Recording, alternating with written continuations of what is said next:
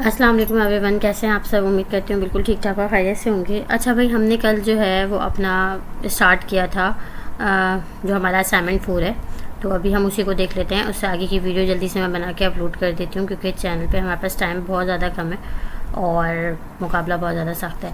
तो टाइम बचाने के लिए रैपो मैंने पहले से खोल के रखी हुई है, ठीक है। मैं आप बता देती हूँ। हम यहाँ पे लर्न मॉडर्न AI पाइथन पर आते हैं। यहाँ पर आने के बाद सबसे पहले हमने आना था क्लास प्रोजेक्ट्स पे। क्लास प्रोजेक्ट्स पे आने के बाद हमने आना था असाइनमेंट 4 पे, और यहाँ पे हम फर्स्ट लिंक को भी बना रहे हैं 00205। इसके अंदर हमने इंट्रो पाइथन बना लिया था। अब हमने एक्सप्रेशंस वाले के ऊपर काम करना है। तो यहाँ पर आती हूँ, जल्दी से मैं गूगल कोलैब भी अपना खोल लेती हूँ, क्योंकि मुझे गूगल कोलैब के ऊपर काम करना है। तो मैं यहाँ से गूगल कोलैब के ऊपर आ जाती हूँ, और यहाँ पर आने के बाद जल्दी से मैं एक न्यू नोटबुक जो है वो जनरेट कर लेती हूँ, ठीक है। न्यू नोटबुक मैंने जनरेट कर ली। अब हमें अपनी कुछ चेंजिंग्स करनी होंगी। नोटबुक का नेम चेंज करना होगा, और साथ में बस हमें जो है वो अपनी जो कोड है वो जल्दी जल्दी से जो है वो स्टार्ट करना है, ठीक है। तो सबसे पहले यहाँ पर आते हैं और इसको एक्सप्रेशंस 1 को खोल लेते हैं, और अपनी नोटबुक का नेम जो है वो हम यही रख लेते हैं, ठीक है। इसको मैंने यहाँ से किया कॉपी, यहाँ पर आई। यहाँ पर आने के बाद मैंने आप लोगों को बताया था कि हम फाइल का नेम यहाँ से चेंज कर सकते हैं, तो यहाँ से मैं कर देती हूँ इसको चेंज, ठीक है। ये हमारा फाइल का नेम हो गया। उसके बाद अब मुझे क्या बनाना है, सबसे पहला हमारा प्रोग्राम है यहाँ पर ये वाला। अच्छा, यहाँ पे कहा क्या जा रहा है भाई, simulate rolling 2 dice 3 times, print the result of each die roll, this program is use to show how variable scope work, ठीक है। यहाँ पे हमें जो है ना बेसिकली एक तो हमें एक प्रोग्राम बनाना है जिसके अंदर हमने जो है वो डाइस को जो है वो रोल करना है, और साथ में हमें ना जो हमारा बेसिक गोल है इसका वो क्या है, वेरिएबल स्कोप का है, कि भाई कौन सा वेरिएबल उसकी स्कोपिंग कहाँ तक की है। हमने अगर हम टाइप स्टेप की बात करें तो हमने वहाँ पे स्कोपिंग पढ़ी थी कि हमारे पास ग्लोबल स्कोप भी होता है और ब्लॉक स्कोप होता है। तो कौन सा स्कोप हमारे पास जो है वेरिएबल कहाँ पर वर्क करेगा और कहाँ पर वर्क नहीं करेगा, बेसिकली ये वाला काम जो है ये हमें करना है। तो यहाँ पर आते हैं, सबसे पहले इसको करते हैं यहाँ से कॉपी, और यहाँ पर आके प्रिंट के अंदर इसको प्रिंट करवा देते हैं अपने फर्स्ट प्रोग्राम को, ठीक हो गया। अच्छा, अब इसके अंदर ना हमें कुछ चीज़ें इंपोर्ट करनी पड़ेंगी। इंपोर्ट क्यों करनी पड़ेंगी, क्योंकि हम जब भी डाइस को रोल करते हैं तो हमारे पास क्या होता है कि नंबर जो आता है वो हमारे पास रैंडम आता है। हमें पता है कि हमारे पास 1 से 6 तक नंबर मौजूद होते हैं डाइस के अंदर, और हमें क्या चाहिए होता है, हमें रैंडमली नंबर जो है वो चाहिए होता है। तो हम क्या कर सकते हैं, यहाँ पर सबसे पहले हम करेंगे इम्पोर्ट, और यहाँ पे आ जाएगा रैंडम। हमारे पास एक बिल्ट इन मेथड है, तो हमने उसको क्या कर लिया, इंपोर्ट कर लिया। अब इसके थ्रू हम क्या करेंगे, अपने डाइस से नंबर जो हैं वो क्या करवाएंगे, जनरेट करवाएंगे, ठीक है। अच्छा, यहाँ पे सबसे पहले हम ना यहाँ पे एक फंक्शन बनाते हैं डेफ, और यहाँ पे हम लिखते हैं रोल डाइस _ आ गया हमारे पास डाइस। इसको हमने कॉल किया, कॉलन लगाया, ब्लॉक ऑफ कोड। हमें पता है कि एक इंडेंटेशन का हमारे पास गैप होता है, और यहाँ पे ना हम क्या कर लेते हैं, हम यहाँ पर ना कुछ वेरिएबल्स बना लेते हैं। सबसे पहले मैंने एक टाइप 1 का वेरिएबल बनाया, इसको मैंने टाइप दे दी, इंटीजर की टाइप दी, ठीक है। और इसको मैंने कॉल किया रैंडम डॉट रैंडेंट। अच्छा, ये हमारे पास क्या होता है, रैंडम नंबर जनरेट करने के लिए इस्तेमाल होता है। तो मैंने इसे बता दिया कि भाई 1 से 6 तक मुझे रैंडम नंबर जनरेट करके दो। उसके बाद मैंने डाई 2 का एक वेरिएबल बनाया, इसको भी टाइप मैंने दी एंड की, और यहाँ पर भी मैंने क्या कर दिया, रैंडम डॉट रैंडेंट को कॉल किया, और इसके अंदर भी मैंने बता दिया कि भाई 1 से 6 तक ही जो हमारे पास नंबर है वो जनरेट होना चाहिए। उसके बाद टोटल का मैंने एक वेरिएबल बनाया, और टोटल का वेरिएबल बनाने के बाद इसके अंदर मैंने इसको भी टाइप दी मैंने इंट की, ठीक है। ये भी इंटीजर होगा, और मैंने डाई 1 और डाई 2 को क्या कर दिया, प्लस करवा दिया। यहाँ पे अर्थमेटिक ऑपरेटर का यूज़ किया, और इन दोनों वैल्यूज़ को मैंने करवा दिया प्लस। उसके बाद मैंने क्या किया, प्रिंट के अंदर मैंने एक स्टेटमेंट दे दी, प्रिंट को मैंने कॉल किया यहाँ पे, और यहाँ पर मैंने एक स्टेटमेंट दे दी, मैंने यहाँ एफ स्ट्रिंग को यूज़ किया। आप चाहें तो आप डायरेक्ट कॉन्केट भी करवा सकते हैं। तो मैं क्या लिखूँगी, मैं लिखूँगी total of 2 die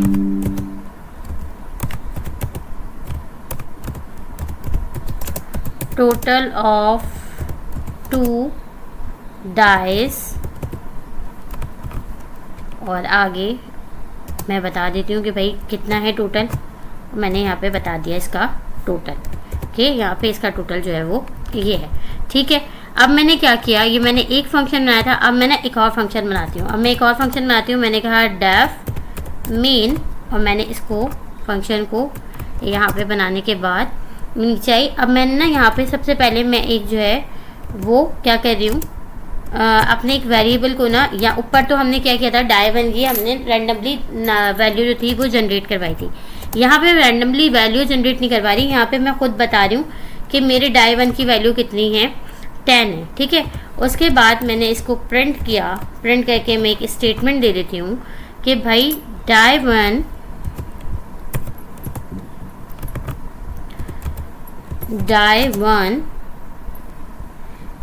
in main.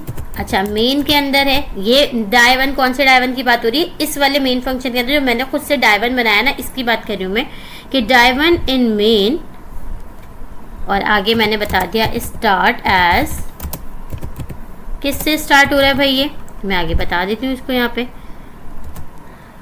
यहाँ पे मैंने कॉन्केट का साइन लगाया, कॉन्केट का साइन लगाने के लिए प्लस करते हैं हम, और साथ में इसको स्ट्रिंग फॉर्म के अंदर मैंने बता दिया कि भाई कौन है, किससे स्टार्ट हो रहा है मेरा, डाई1 की वैल्यू कितनी है, 10 है। तो यहाँ पे मैंने बता दिया कि डाई1 इन मेन स्टार्ट एट 10। ठीक है, ये जो है वो 10 से स्टार्ट हो रहा है, मेन के अंदर जो डाई1 है वो 10 से स्टार्ट हो रहा है। अब मुझे क्या करना है, यहाँ पे ना कॉल करना है अपने ऊपर वाले फंक्शन को जो मैंने बनाया है। तो मैंने क्या किया, रोल डाइस को एक मरतबा कॉल किया, फिर उसके बाद मैंने एक और मरतबा कॉल कर लिया। अब ये मैं जितनी भी चाहे बार उतनी बार कर सकती हूँ। ठीक है, मैं इसको 3 बार कर रही हूँ, और मैंने एक और मरतबा भी इसको क्या कर लिया, कॉल कर लिया। ठीक हो गया, मैंने 3 मरतबा इसको कॉल कर लिया यहाँ पे। अब नीचे मैं एक और प्रिंट की स्टेटमेंट लिखती हूँ, और प्रिंट की स्टेटमेंट के अंदर मैं लिख देती हूँ भाई कि क्या लिख देती हूँ, प्रिंट की स्टेटमेंट में मैं लिख देती हूँ डाई1 इन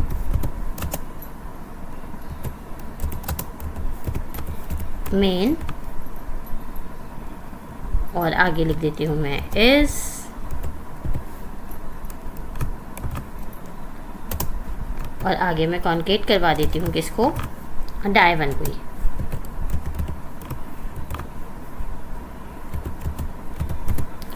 ठीक है, अब मैं अपना टाइप गार्ड यूज़ करूँगी। टाइप गार्ड यूज़ करके मैं क्या करूँगी, टाइप गार्ड हम क्यों यूज़ करते हैं, कल भी मैंने बताया था कि हमारे पास एक स्पेशल फंक्शन होता है जिसे हम क्या कहते हैं, टाइप गार्ड कहते हैं, और उसके अंदर हम इस चीज़ को मेक श्योर बनाते हैं कि ये फंक्शन सिर्फ तभी कॉल हो जब हम इसको रन करवाएं, वरना क्या होता है कि ये खुद से जो है इंपोर्ट होते के साथ ही एग्जीक्यूट हो जाता है। मैं यहाँ पर ना मेन के फंक्शन को कॉल करवाती हूँ। ठीक है, अब देखें इसके अंदर मैंने क्या किया, पहले मैंने एक रोल डाइस का फंक्शन बनाया जिसके अंदर 2 डाइस की वैल्यूज़ मैंने रैंडमली जनरेट करवाई हैं, टोटल में मैंने उनको प्लस करवाया। ठीक है, अब यहाँ पे मेरे पास जो है ना टोटल में हर बार नंबर चेंज आएगा, क्योंकि मैंने देखो यहाँ पे इसको 3 मरतबा जो है कॉल किया है, हर बार रैंडमली नंबर जनरेट होगा, हर बार रैंडमली ही नंबर जो है वो जनरेट होने के बाद वो प्लस भी होंगे, प्लस होने के बाद पूरा ये पूरा प्रोसीजर कहाँ होगा, इस फंक्शन के कॉल होने के बाद। जैसे ये फंक्शन कॉल होगा, पहले एक नंबर जनरेट होगा, फिर दूसरा नंबर जनरेट होगा, फिर दोनों प्लस होंगे, और फिर दोनों का सम जो है वो मेरे पास मैसेज के थ्रू प्रिंट होगा। ठीक है, ये मेरा हर बार होगा जब जब मैं रोल डाइस को कॉल करूंगी।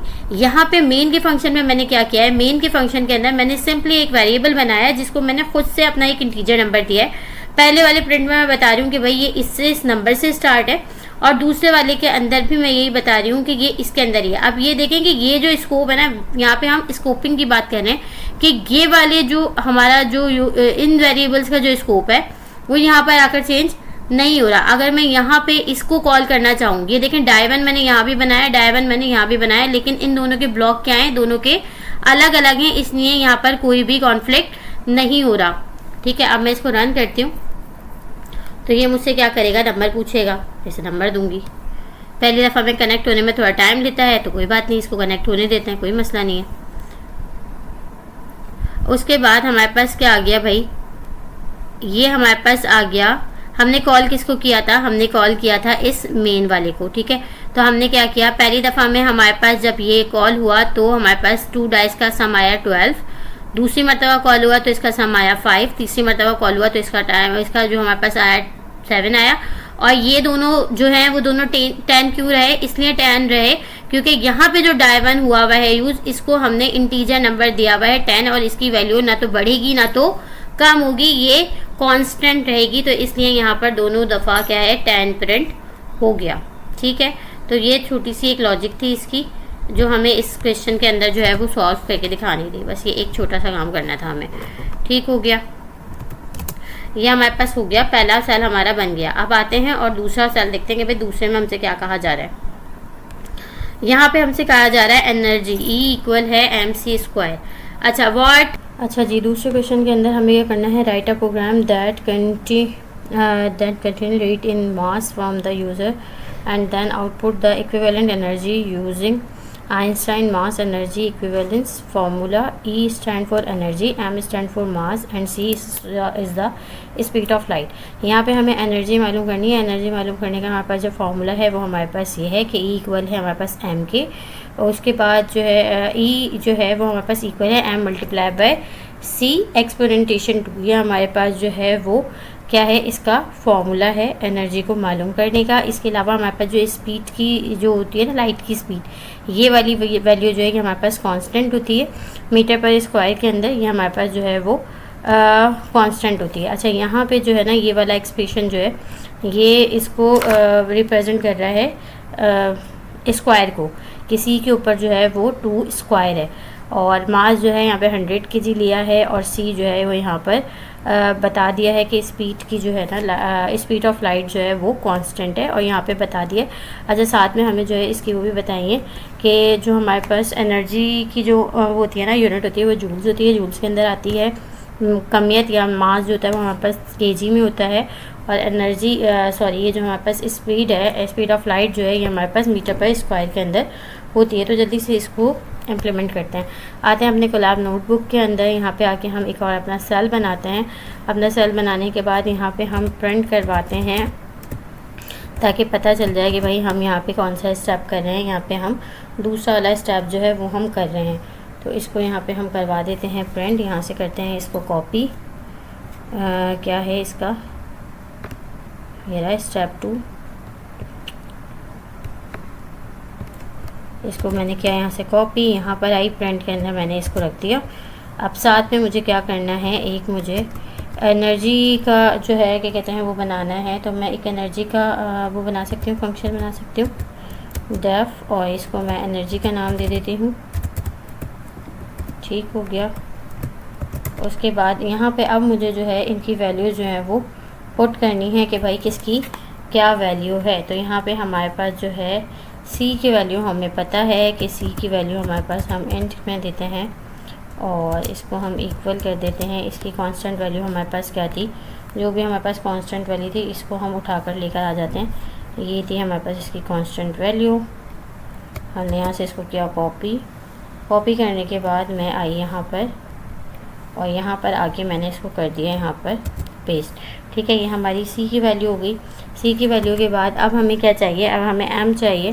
तो M हमें किससे चाहिए, M हमें अपने यूज़र से चाहिए। तो हम यहाँ पे इंट को कॉल करते हैं, इंट के अंदर ही चाहिए, और इंट के अंदर हम ना इंटीजर नंबर के अंदर ही या फ्लॉट नंबर के अंदर भी ले सकते हैं, बल्कि हम फ्लॉट के अंदर इसे लेते हैं। ठीक है, हम इससे फ्लॉट के अंदर इनपुट पास करते हैं।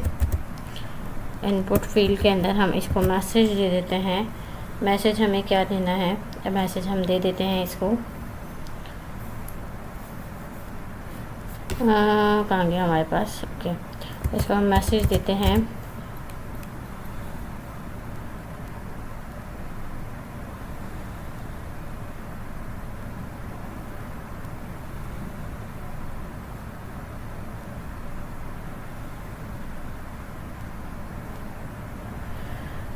इसको हम मैसेज दे देते हैं भाई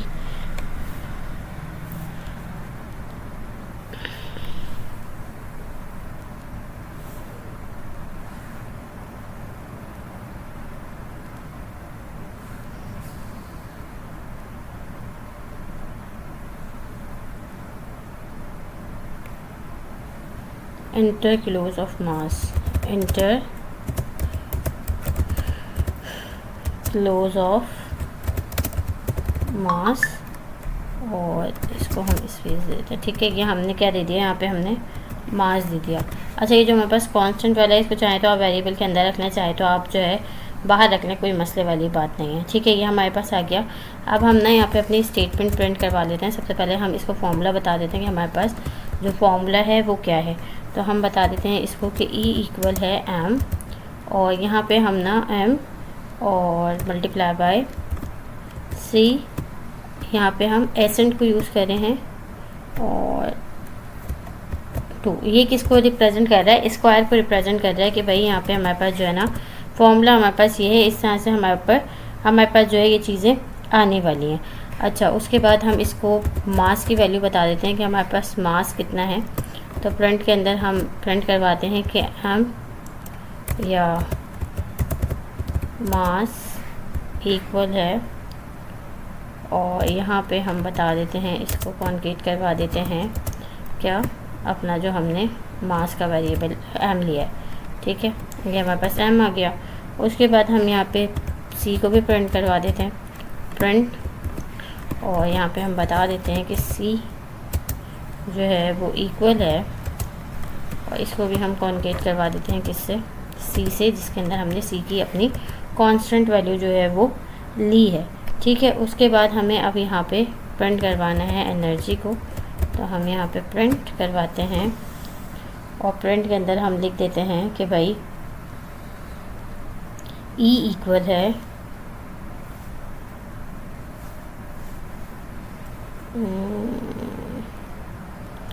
हम इसको करते हैं, और यहाँ पे हम बताते हैं STR के अंदर हम रख देते हैं, चलो STR के अंदर हम रखते हैं E, STR के अंदर हम रखते हैं E, और इसको हम करवाते हैं multiply by E multiply by, नहीं E क्यों, E मल्टीप्लाई होगा, M multiply by M multiply by क्या है हमारे पास, C एक्सपोनेंटेशन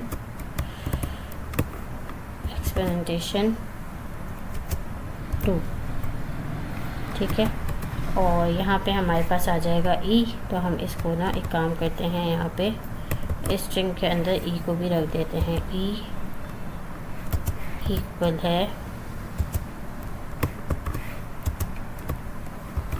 प्लस। ठीक है, और आगे अगर आपको इसकी वैल्यूज़ देनी है, यानी कि अगर आपको इनकी अगर हमें इसको इनकी जो है वो भी देनी है, पर यूनिट भी देनी है, तो वो हम कैसे दे सकते हैं। यूनिट के लिए हम स्ट्रिंग के अंदर लिख देंगे मीटर पर स्क्वायर होती है ये। ई हमारे पास जो है वो, नहीं ई तो हमारे पास जूल्स में होगी, सॉरी, ये हमारे पास जो है वो जूल्स में है। सी जो है ये हमारे पास होती है मीटर पर स्क्वायर में, तो हम इसको मीटर पर स्क्वायर कर देते हैं, और ये हमारे पास होता है केजी में, तो इसको हम कर देते हैं केजी। ठीक है, और यहाँ पे आके हम अपना टाइप गार्ड लगा देते हैं, और टाइप गार्ड के अंदर हम इसको कर देते हैं call, if underscore name underscore equal हो अंडरस्कोर मेन अंडरस्कोर कॉलन लगा के, और नीचे हम अपने इस एनर्जी के मेथड को क्या कर देंगे, एनर्जी के जो हमने फंक्शन बनाया इसको कर देंगे कॉल। सही है, हमें सिर्फ और सिर्फ यूज़र से मास लेना है क्लोज के अंदर। तो हमारे पास आ गया इंटर क्लोज ऑफ मास, मैंने कहा 130 इंटर किया। ओके, मेरे पास एरर आ रहा है, क्या एरर आ रहा है, ये मेरे पास एरर आ रहा है, हाँ क्या कह रहा है ये देख लेते हैं। मैंने एम का ही वेरिएबल बनाया था ना, हाँ एम के, यहाँ पर मैंने इसको इंटीजर के लिए मैं फ्लॉट की टाइप दूँगी, पर इसका तो मसला नहीं है फ्लॉट, और इसको भी मैं फ्लॉट की ही टाइप दे देती हूँ फ्लॉट, और यहाँ पे इसे भी ना मैं फ्लॉट में पास कर देती हूँ। मे बी शायद ये इशू हो। 130 इंटर किया, अभी भी एरर आ रहा है, क्यों एरर आ रहा है ये, मास केजी प्लस कॉन्केट ही तो करवा रही हूँ मैं, एरर पढ़ते हैं, एरर है क्या। अच्छा जी, यहाँ पे ये कह रहे हैं कहाँ, कौन सी 7 लाइन के अंदर एरर आ रहा है। मास इक्वल है m+kg, can only concat string not float to string. अच्छा ओके, ये कह रहे हैं कि स्ट्रिंग को आप फ्लोट के साथ जो है वो कॉन्केट नहीं कर सकते, तो हम इसको स्ट्रिंग बना देते हैं, कोई मसला नहीं है। अब तो कॉन्केट हो जाएगा।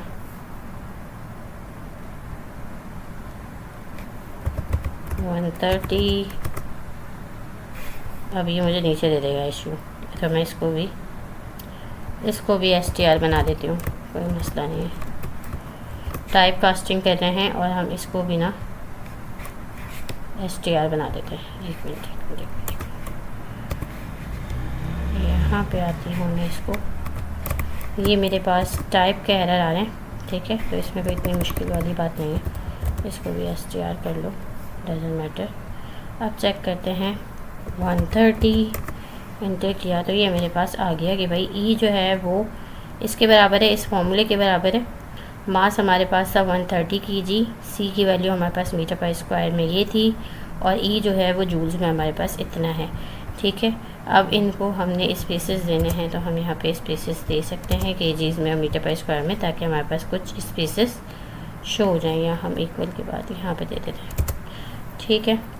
अब दोबारा रन कर लेते हैं इसको, तो यहाँ पे मैंने कहा 450, तो ये मेरे पास आ गया इस तरह से, ठीक हो गया। तो ये हमारे पास जो है वो कुछ एक मिनट इक्वल है। अच्छा, ये हमारे पास क्यों आ रहा है, इसकी पावर की वजह से +19 आ रहा है, ठीक है। तो ये था हमारे पास सेकंड वाला। अब तीसरे पे आते हैं और तीसरे पे देखते हैं कि हमारे पास तीसरा क्या है, ठीक है। आ जाते हैं तीसरे पे, फिट टू इंचेस, ये तो बहुत ही आसान है यार। फिट को चेंज करना है हमें इंच के अंदर, ठीक है। और convert feet to inch, feet an American unit of measurement, there are 20 inches per foot, foot is the singular and feet is the plural, ठीक है। आपने क्या करना है, फिट को इंचेस के अंदर कन्वर्ट करना है। तो सबसे पहले इसको यहाँ से करते हैं कॉपी, यहाँ आते हैं अपने ग्लैब के अंदर एक और कोड बनाते हैं, सेल बनाते हैं, और प्रिंट के अंदर इसको पास करते हैं कि भाई हम क्या करने वाले हैं, हम फिट टू इंचेस करने वाले हैं। नीचे आते हैं, सबसे पहले हम क्या करते हैं, एक ना इंच का वो बना लेते हैं, ठीक है। इंच को हम टाइप दे देते हैं इंटीजर की, ठीक है, इंटीजर नंबर ही होता है ये।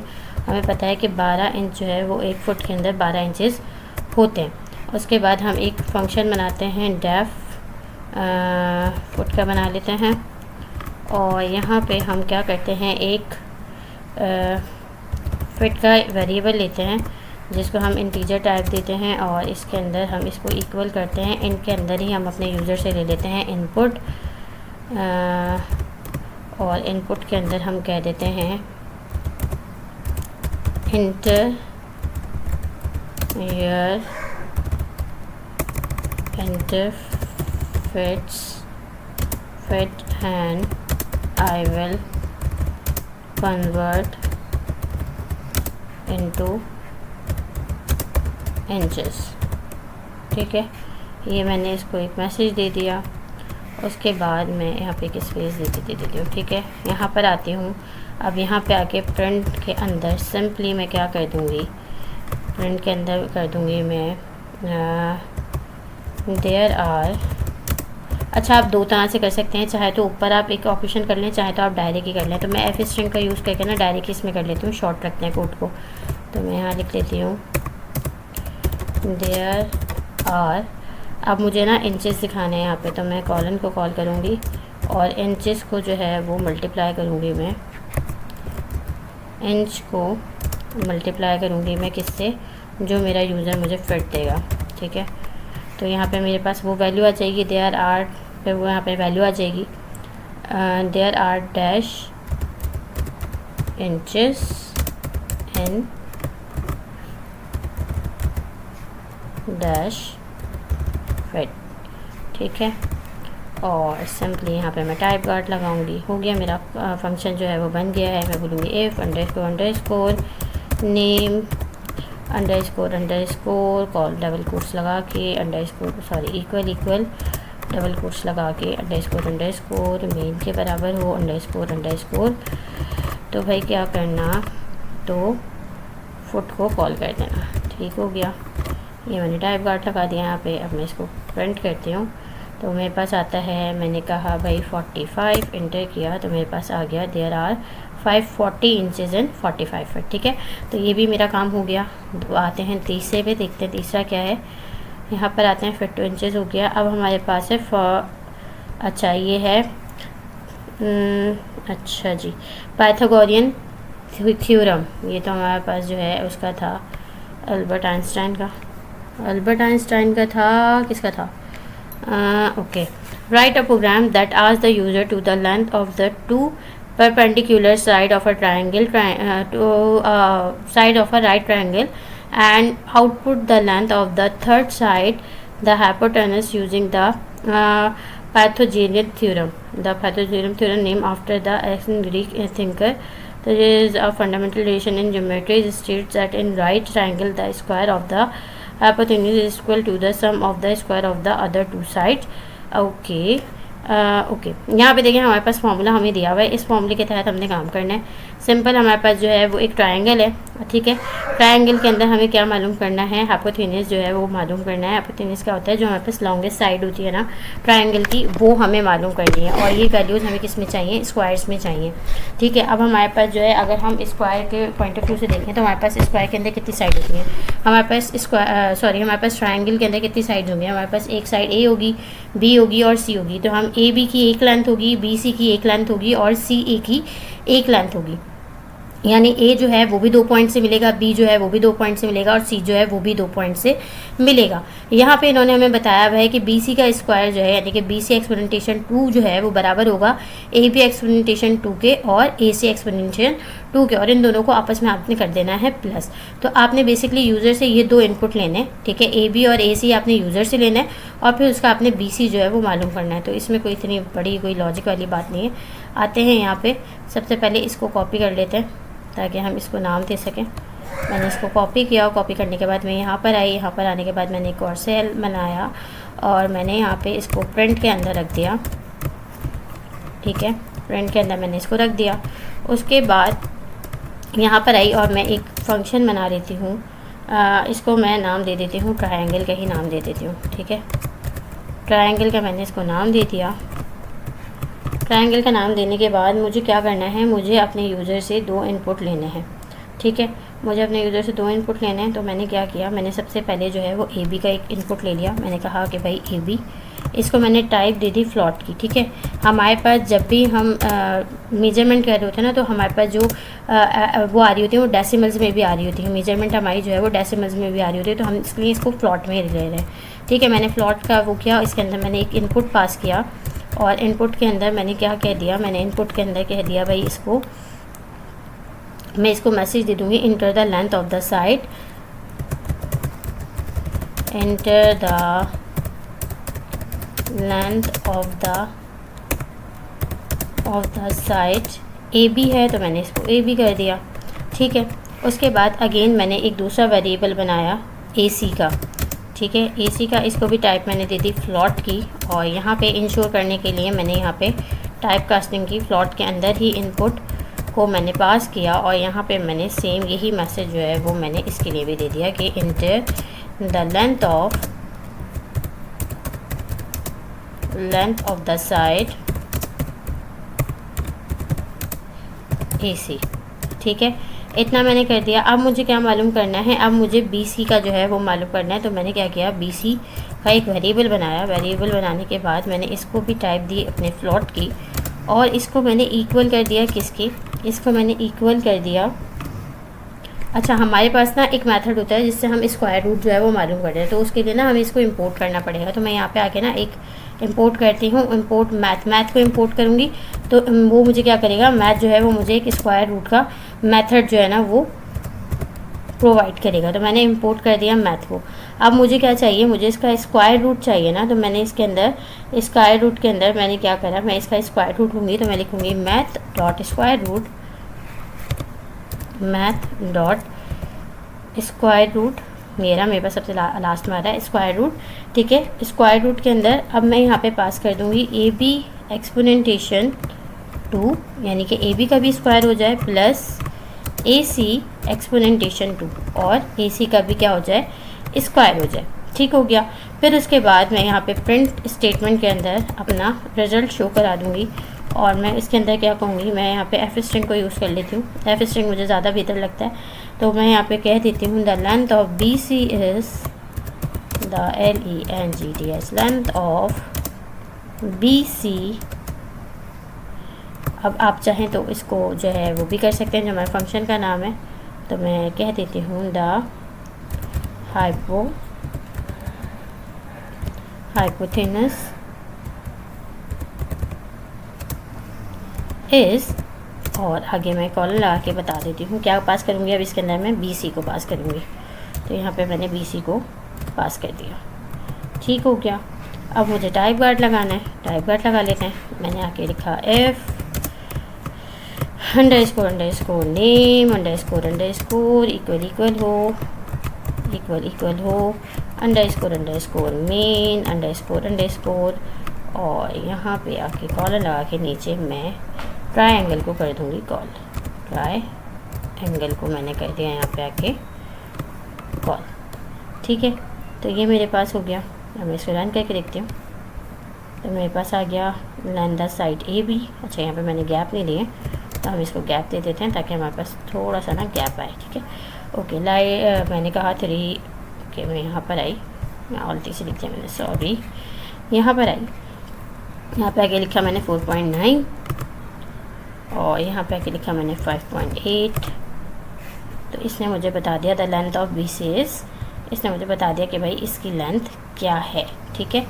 अब इसको दोबारा रन करते हैं, तो अब मेरे पास प्रॉपर गैप आएंगे। मैंने कहा 4, उसके बाद मैंने कहा 5.8, तो मेरे पास आ गई length of B C is, और उसने मुझे बता दिया कि कितनी है, ठीक है। तो ये भी हो गया हमारे पास। आते हैं डायरेक्ट पीछे आते हैं, पाँचवा देखते हैं कि पाँचवा क्या है हमारे पास। पाँचवन में हमारे पास है रिमाइंडर डिवीज़न। अच्छा, रिमाइंडर डिवीज़न के अंदर ऑब्वियसली बात है, हमें पता है हमारे पास 2 तरह के जो है वो डिवीज़न होते हैं, ठीक है। एक के अंदर हमें रिमाइंडर मिल रहा होता है और एक के अंदर हमारा जो डेसिमल पार्ट होता है वो चला जाता है। तो एक जगह हम मॉड्यूलस को यूज़ करेंगे और एक जगह हम आज the use of 2 number on at a time and then print the result of dividing the float number by the second and also the reminder of the division. आपने 2 नंबर लेने हैं और उनको क्या करना है, डिवाइड करवाना है। एक दफ़ा रिमाइंडर को शो कराना है और एक दफ़ा रिमाइंडर को शो नहीं करवाना। तो हम यहाँ से करते हैं इसको कॉपी, यहाँ पर आते हैं, एक और सेल बनाते हैं अपना, और सेल बनाने के बाद सिंपली हम क्या करते हैं, यहाँ पर इसको प्रिंट के अंदर रख देते हैं, ठीक है। प्रिंट, और इसके अंदर मैंने इसको रख दिया, ठीक हो गया। अब मैं नीचे आती हूँ, यहाँ पे आके मैं एक फंक्शन बनाती हूँ रिमाइंडर का। फंक्शन का नाम आप कुछ भी रख सकते हैं जो आपका दिल चाहे, ठीक है, कंपलसरी नहीं है। मैं तो रेलेवेंट रख रही हूँ, आपका जो दिल चाहे आप वो रख सकते हैं, कोई मसले वाली बात जो है वो यहाँ पर नहीं है, ठीक है। उसके बाद आपने क्या करना है, यहाँ पे सिंपल सबसे पहले आपने करना है यहाँ पे कि आपने जो है वो एक नंबर लेना है। तो मैं यहाँ पे num1 ले लेती हूँ, इसको टाइप दे देती हूँ मैं इंटीजर की, और यहाँ पे मैं इंटीजर के अंदर ही एक इनपुट ले लेती हूँ, इनपुट, और इनपुट के अंदर मैं कह देती हूँ इंटर द फर्स्ट नंबर, या enter an integer number, enter an integer number, integer to be divided, ठीक है। जैसे डिवाइड करवाना है आपने वो नंबर आप बता दें, ठीक हो गया। फिर उसके बाद सेम आते हैं, num2 लेते हैं और num2 को भी हम एंड की टाइप देते हैं, इक्वल करते हैं, इंटीजर के अंदर एक इनपुट पास करते हैं, और इनपुट के अंदर हम कहते हैं सेम लिखा हुआ यार है, इसी को कॉपी कर लेते हैं, inter an integer two divided by, कि आपको किससे डिवाइड करवाना है, ठीक हो गया। फिर उसके बाद आपने यहाँ पे क्या करना है, प्रिंट के अंदर आप डायरेक्ट प्रिंट के अंदर भी ये काम कर सकते हैं, ठीक है, प्रिंट, और आप चाहें तो प्रिंट के अंदर कर लें, चाहे तो आप डायरेक्ट कर लें, इसमें कोई इतनी मुश्किल वाली बात नहीं है। या हम चलो प्रिंट में नहीं करते, हम ना इसको 2 वेरिएबल के अंदर कर लेते हैं। एक में हम क्वाड्रेंट कर लेते हैं जिसके अंदर हमारा रिमाइंडर जो है वो हमें रिमाइंडर जो है वो हमें मतलब डेसिमल पार्ट जो है वो उसका हट जाएगा, ठीक है। तो मैं इसको num1 डिवाइडेड बाय num2, ये वाला ऑपरेटर जब भी हम यूज़ करते हैं हम लोगों का, तो ये क्या करता है हमारे जब भी हमारी वैल्यू जो है अगर वो डेसिमल्स में आ रही है तो वो उसको क्या कर देता है, डेसिमल वाले पार्ट को हटा देता है और हमें इंटीजर में वैल्यू जो है वो रिटर्न करता है। अच्छा, यहाँ पे हमारे पास रिमाइंडर आ रहा है, तो रिमाइंडर के अंदर इसको भी हम एंड करते हैं और इक्वल करते हैं। रिमाइंडर भी हमारे पास किस में आता है, इंटीजर फॉर्म में आता है, और इसके लिए हम कौन सा ऑपरेटर यूज़ करते हैं, मॉड्यूलस का ऑपरेटर यूज़ करते हैं। जब हम दो नंबर को डिवाइड करते हैं और कोई नंबर हमारा डिवाइड पूरा नहीं होता तो जो उसका रिमाइंडर बचता है वो हमें ये रिटर्न कर देता है, ठीक है। उसके बाद हम प्रिंट के अंदर स्टेटमेंट अपनी पास कर देंगे। प्रिंट के अंदर हम एफ स्ट्रिंग को यूज़ करते हैं और एफ स्ट्रिंग को यूज़ करके मैं कह देती हूँ the result of this division is, the result of this division is, और यहाँ पे मैं पास करती हूँ किसको, दोनों को ही पास कर देती हूँ। पहले मैं अपने ये जो मैंने क्वाड्रेंट का बनाया था इसको पास करती हूँ और फिर उसके बाद विथ अ रिमाइंडर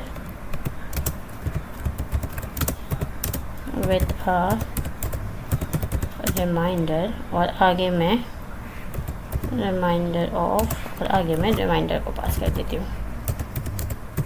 ठीक हो गया, ये हो गया। अब मुझे यहाँ पे अपना क्या करना है, सिंपली अपना जो है टाइप गार्ड लगाना है। तो मैं इफ़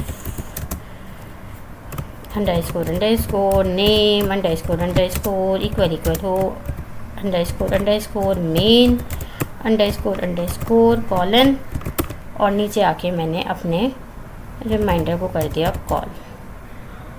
ठीक हो गया। अब इसको कॉल रन करके देखते हैं।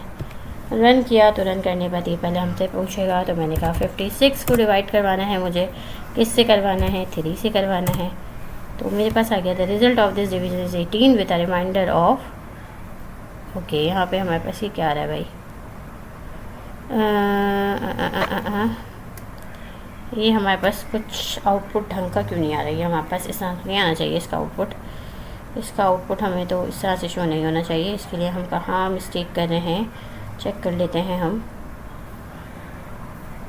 कि हम इसमें कहाँ गलती कर रहे हैं। क्या हमें इसको स्ट्रिंग में पास करना था, str के अंदर पास करते हैं इसको, चलो str के अंदर इसको पास करते हैं, लेकिन str में तो ये पास नहीं होगा। तो हम इसको अगर str में पास कर दें, या हम इसको एफ स्ट्रिंग में पास नहीं करते, हम इसको कोट्स में पास करते हैं, इसको दा करते हैं, यहाँ पर आते हैं, यहाँ पे आके अपने इसको बंद करते हैं कोट को, और यहाँ पे हम प्लस का साइन लगाते हैं। प्लस का साइन लगा के हम str के अंदर इसको पास करते हैं। ठीक हो गया।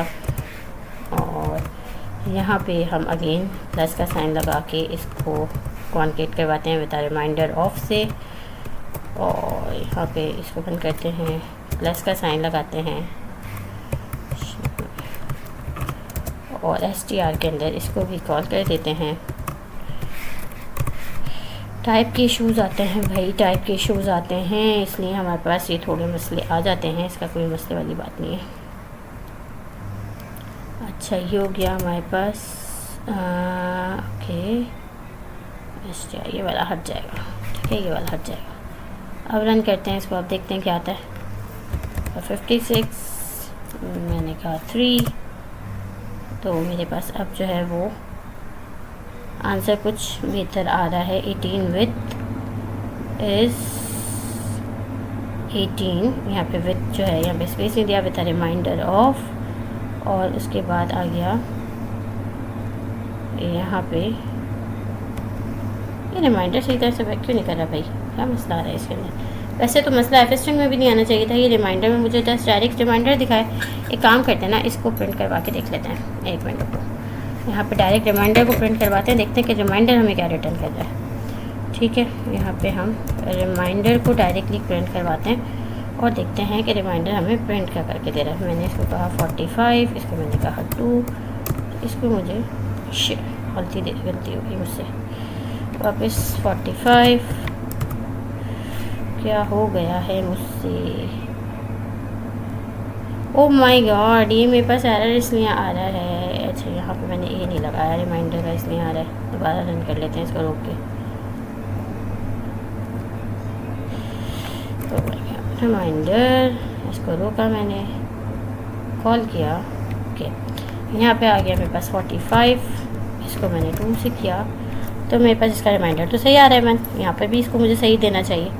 एक काम करते हैं, इसको दोबारा से एफ स्ट्रिंग में रख कर देखते हैं। शायद ये एफ स्ट्रिंग में होने की वजह से इस तरह से कह रहा है। चेक कर लेते हैं। The result of following division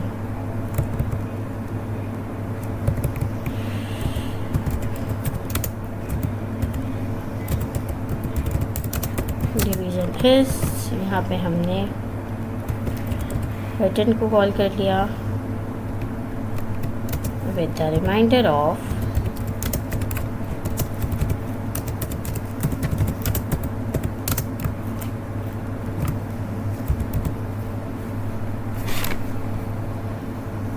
reminder.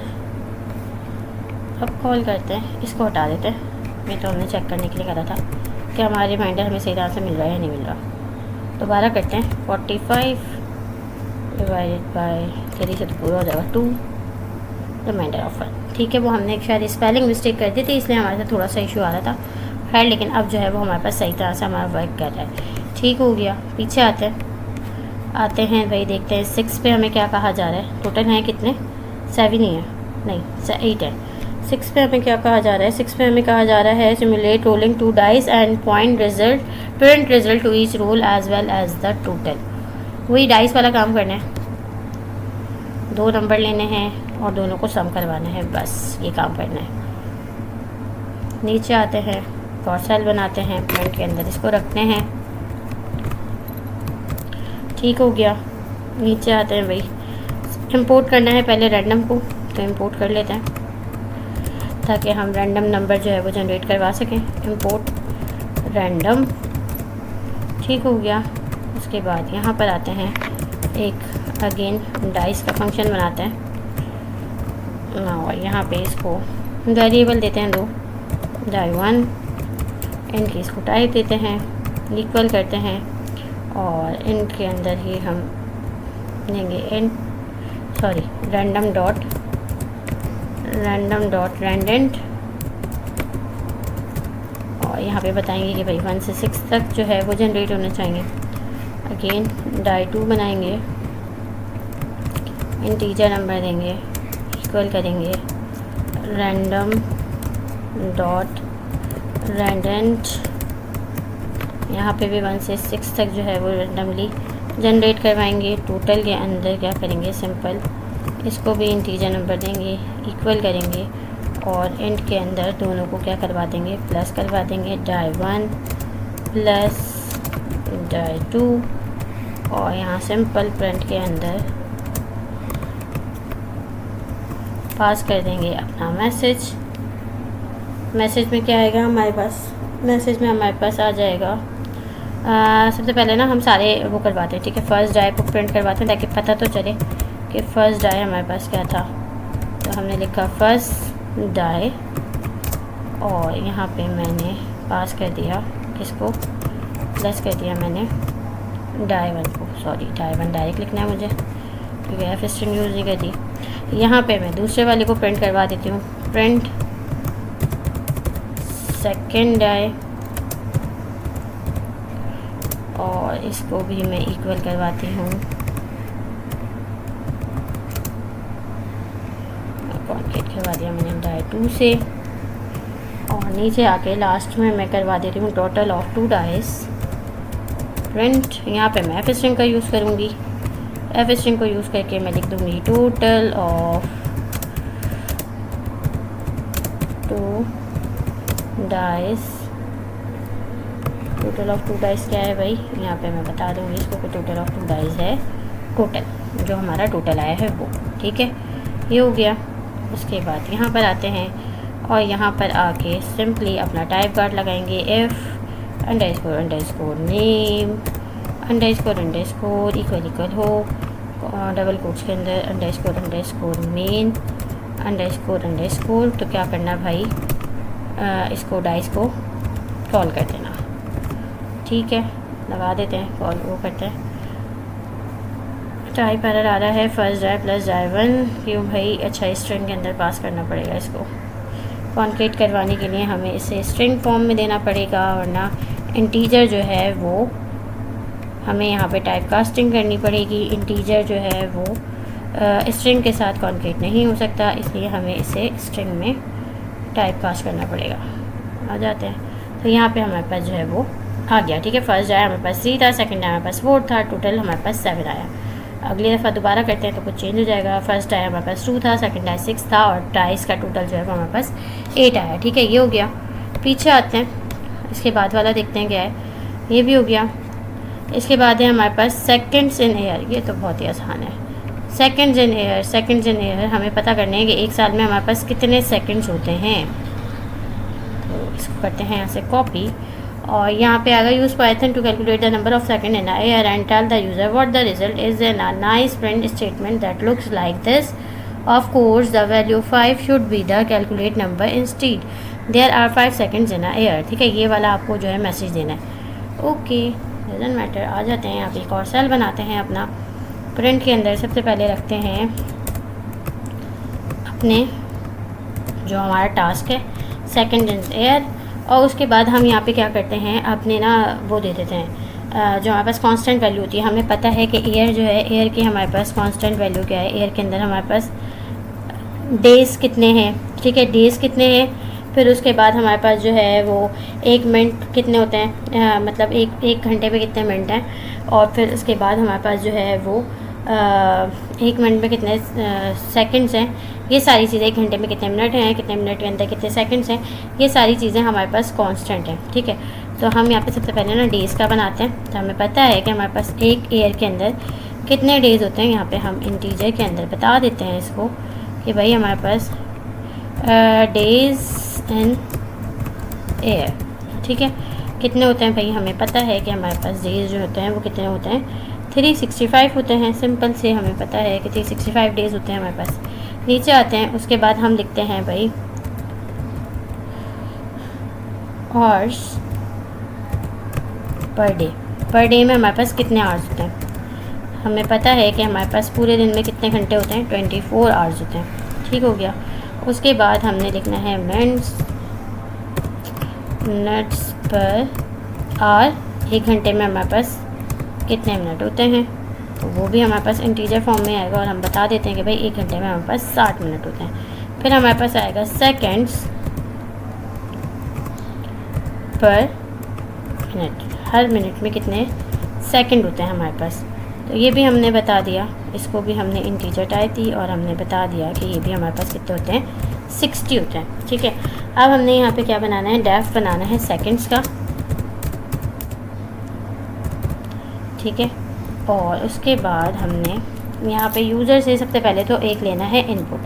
ठीक है, सबसे पहले हमने उससे एक इनपुट लेना है, और इनपुट के अंदर फिर हमने क्या करना है, उस यूज़र को उसका आंसर देना है। तो हम क्या करेंगे,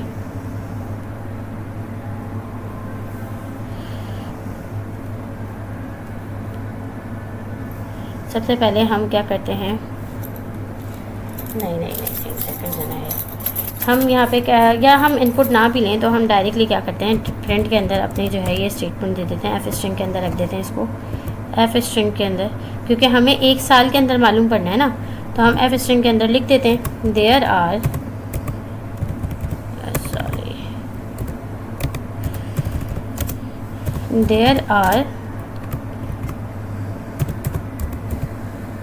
days in year multiply by hours per day multiply by minutes per hour multiply by seconds per minute seconds में, ठीक है। देयर आर, यहाँ पे इस वाली कैलकुलेशन के अंदर हमारे पास क्या आएंगे, सेकेंड्स आएंगे। There are dash seconds in a year, ठीक है। एक साल में हमारे पास इतने सेकंड जो हैं वो मौजूद होते हैं। रन करने के लिए टाइप गार्ड लगाते हैं यहाँ पे, if underscore name underscore equal हो अंडरस्कोर मेन अंडरस्कोर, तो यहाँ पे सेकंड्स को क्या करना भाई, कॉल कर देना। ठीक हो गया, चलाते हैं तो हमारे पास आ जाएगा। देयर आर 3 ओके 10 यूनिट 10 100,000 10,000, उसके बाद आगे lakh 1 lakh 31 3 crore 15 lakh 36,000 seconds in a year. तो एक साल में हमारे पास भाई इतने सेकंड्स होते हैं, ये भी हो गया हमारे पास। उसके बाद क्या है, सेकंड्स जब भी आ गए हमारे पास, सेकंड्स इन ईयर भी आ गया। इसमें हमें यूज़र से नहीं लेना था, हमें खुद बताना था कि साल में कितने सेकंड्स होते हैं। उसके बाद है हमारे पास टिनी मैडलिब, क्या ये तो बड़ा ही आसान सा है। अच्छा, with the program which from the use of for an adjective the noun and the verb and then print a fun sentence with those words. आपने यहाँ पे क्या करना है, अपने यूज़र से जो है ना वो आपने कुछ प्रॉम्प्ट के थ्रू जो है आपने क्या लेना है, प्रॉम्प्ट देना है, और प्रॉम्प्ट के थ्रू आपने जो है वो एडजेक्टिव वर्ब और नाउन लेना है, और फिर उसके बाद आपने क्या करना है, उसे एक सेंटेंस की फॉर्म में प्रिंट करवाना है। ठीक है, आपके यूज़र को नहीं पता होगा कि आप जो प्रॉम्प्ट उससे ले रहे हैं या वो जो प्रॉम्प्ट दे रहा है उसे आप किस तरह सेंटेंस में फिट करेंगे। ठीक है, तो ये होता है हमारे पास टिनी मैडलिब गेम होता है ये हमारे पास एक। तो इसको यहाँ से करते हैं कॉपी, और यहाँ पर आके सिंपली एक प्रिंट के अंदर इसको रखते हैं और इसको पास कर देते हैं यहाँ पे। और यहाँ पे हम सबसे पहले क्या करेंगे, हम लेंगे एक डेफ बनाते हैं मैडलिब का, और उसके बाद हम यहाँ पे सबसे पहले ना एडजेक्टिव का बना लेते हैं, या हम सबसे पहले नाउन का बना लेते हैं। चलो हम एक नाउन का बनाते हैं, ठीक है। और नाउन को हम str की फॉर्म देते हैं, और str के अंदर ही हम पास करवाते हैं एक इनपुट, और इनपुट के अंदर हम बोलेंगे inter a noun, inter a noun. ठीक है, उसके बाद हमारे पास क्या है, हम एक एडजेक्टिव का बना लेते हैं। ठीक है, इसको भी हम स्ट्रिंग की टाइप देते हैं, और इसको भी हम स्ट्रिंग के अंदर एक इनपुट फील्ड देते हैं, और इनपुट फील्ड देके हम कह देते हैं इसे इंटर एन एडजेक्टिव। ठीक है, सेम यही काम हमें वर्ब के साथ करना है, इनपुट इंटर अ वर्ब, और नीचे आते हैं। अब हमने क्या करना है, एडवर्ब, अगर आप चाहें तो एडवर्ब भी दे सकते हैं, इनपुट एंड एडवर्ब, और फिर उसके बाद आपने यहाँ पे जो है ये प्रिंट में मैं यही वाला रख रही हूँ। ठीक है, आपने जो है वो अच्छा यहाँ पे क्या किया, आपने नाउन को लिया, एडजेक्टिव को लिया, वर्ब को लिया, एडवर्ब को लिया, उसके बाद आपने ना एक सेंटेंस बनाना होता है फ़नी। डू यू डैश, यहाँ पे वर्ब आ जाएगा जो भी वो देगा, योर एडजेक्टिव आ जाएगा, नाउन आ जाएगा, एडवर्ब आ जाएगा, दैट हेल्वेज। अच्छा, ये तो हमारे पास AI जनरेटेड है, तो हम यहाँ पे ना कुछ भी देकर देख लेते हैं, या हम एक काम करते हैं एडवर्ब को हटा देते हैं, एडवर्ब को हटा के सिर्फ वर्ब तक रखते हैं, सिंपल करते हैं इसको थोड़ा सा। ठीक है, और इसका ना मैसेज भी कुछ और प्रिंट करवाते हैं। मैसेज इसको क्या प्रिंट करवाना है हमें, ओके हम स्पेस देते हैं, और प्रिंट के अंदर एफ स्ट्रिंग के अंदर हमसे ये कह रहा है do you dash dash dash. Okay, check करते हैं भाई क्या है। अब मैं अगर इसको मैडलिब को तो मुझे यहाँ कॉल नहीं करना, टाइप गार्ड के अंदर कॉल किया मैंने इसको, डू यू सेलेक्ट करते हैं। ओह सॉरी, ये तो मैंने गलत कर दिया, मैंने नाउन के अंदर सेलेक्ट दे दिया, इसको दोबारा से रोक के दोबारा चलाते हैं। नाउन के अंदर मैं दे देती हूँ कैट। ठीक है, उसके बाद इंटर किया। एडजेक्टिव के अंदर मैं इसे दे देती हूँ क्यूट। उसके बाद मुझे देना है वर्ब, तो मैंने कह दिया स्लिप। तो do you slip your cute cat, तो ये इस तरह से कुछ होता है। ठीक है, तो आप यहाँ सेंटेंस अपना डाल सकते हैं। ठीक है, यहाँ पे आप ये भी ऑप्शनल है, आप यहाँ पे कुछ भी डाल सकते हैं, करने तो ये 3 चीज़ें बोली हैं, आप कुछ और डालना चाहें तो वो भी डाल सकते हैं। और आपने ये सेंटेंस भी अपना जनरेट करवा देना। तो ये था भाई हमारा आज का स्टेप 01 जो हमारा कंप्लीट हो गया। ठीक है, एक्सप्रेशन वाला ये हमारा कंप्लीट हो गया। अब हमने सिंपली इसको यहाँ पे जाके शेयर पे सबसे पहले इसकी रिस्ट्रिक्शन हटानी है, इसको पब्लिक करना है और फिर उसके बाद हमने इसको करना है गिटहब के ऊपर पुश। ठीक हो गया, इसको डन किया। डन करके हम यहाँ पर आए, फाइल में आए, यहाँ पे आने के बाद हम सेव एज कॉपी और यहाँ पे गिटहब पे गए। गिटहब पे ये मुझसे ऑथेंटिकेशन मांगेगा, अगर ये मुझसे नहीं है तो ये मेरे पास पहले से है। ठीक है, ये मेरे पास पहले से कनेक्टेड है। मैं बस यहाँ पे अपनी वो वाली रेपो का वो ढूंढूंगी जिसके अंदर मुझे इसको रखना है। तो मुझे इसे असाइनमेंट 4 के अंदर रखना है। मैंने इसको रेपो क्लिक करा और उसके बाद मैं यहाँ पे बता देती हूँ कि भाई ये वाला कॉपी करते हैं और यहाँ पे लिखते हैं हम स्टेप 01 एक्सप्रेशन कंप्लीटेड। ठीक है, ओके कर दिया। तो ये मेरे पास यहाँ पर जो है मेरे गूगल के ऊपर मेरी रेपो के ऊपर चली जाएगी। ठीक है, तो ये थी हमारी आज की वीडियो। यहाँ पे आ गया, ये हमारे पास एक्सप्रेशंस वाली आ गई है। ठीक है, ये खुल भी गई है खुद से। असाइनमेंट 4 के अंदर ये मेरे पास आ चुकी है मेरी ये वाली नोटबुक। ठीक है, तो इसके अंदर मेरे सारे असाइनमेंट्स आ गए। उम्मीद करती हूँ आज की वीडियो भी आसान लगी होगी। मैंने बहुत आसान करके समझाने की कोशिश की है।